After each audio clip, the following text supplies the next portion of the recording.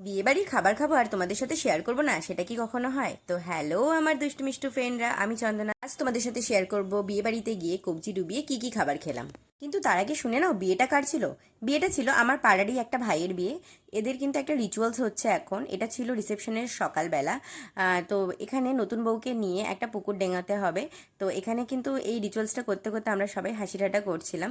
পরেই দেরি না করে আমরা রেডি ফেডি হয়ে পৌঁছে গেছিলাম ভেন্যুতে। আরে কবজি ডুবিয়ে খেতে হবে যে, কিন্তু এসে কি দেখি, এত ভিড় এত ভিড়, তার উপরে গরম, পুরো চুলের অবস্থা খারাপ হয়ে গেছে। আর দেখো পুরো প্যাকটা, পুরো ভর্তি লোক রয়েছে, সিট পাওয়াটাও একটা দুষ্কর ব্যাপার হয়ে গেছিলো, কিন্তু যাই হোক আমরা কিন্তু সিট তাড়াতাড়ি পেয়ে গেছিলাম। ফার্স্টেই আমার পাতে পড়ে গেছিলো কচুরি আর চানা মশলা। আর তোমাদেরকে আমি একটুখানি কচুরিটা ছিঁড়ে দেখাই যে এর মধ্যে পুর কতটা ঠাসা ছিল। তোমরা দেখতেই পাচ্ছ কতটা পরিমাণে পুর ঠাসা রয়েছে। খেতেও কিন্তু সেই লাগছিল, আমার মুখের এক্সপ্রেশন দেখে তোমরা বুঝতেই পারবে। আর কি বলো তো, যেহেতু আমি প্রথম এরকম ধরনের ভিডিও করছি, তাই জন্য একটু অকওয়ার্ড লাগছিল। এরপরেই পাতে পড়ে গিয়েছিল ফিশ ফিঙ্গার। ফিশ ফিঙ্গারটা দেখছো তোমরা। আর এই ফিশ ফিঙ্গারের মধ্যে কিন্তু পুরটা ঠাসাই ছিল, দেখো কতটা পরিমাণে মাছ দিয়েছে। খেতেও কিন্তু বেশ ভালো লাগছিল। কাসুন্দি দিয়েছিল, কিন্তু আমার না কাসুন্দিটা খুব একটা ভালো লাগে না।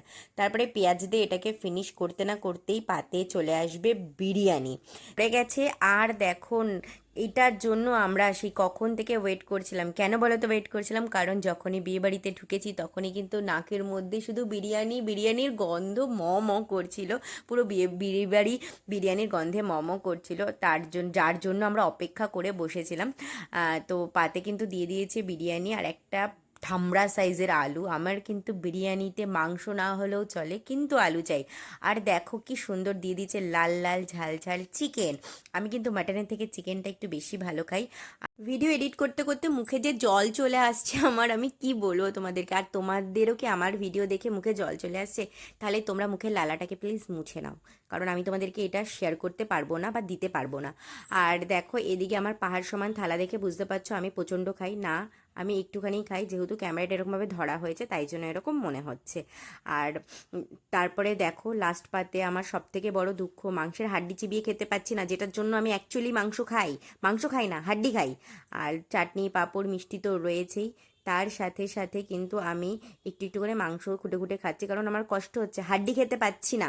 আর তারপরে খাওয়া দাওয়ার পরে আইসক্রিম নিয়ে বন্ধুদের সাথে পিকচার ফিকচার তুলে ওদের সবাইকে টাটা বলে বাড়ির পথে রওনা দিই।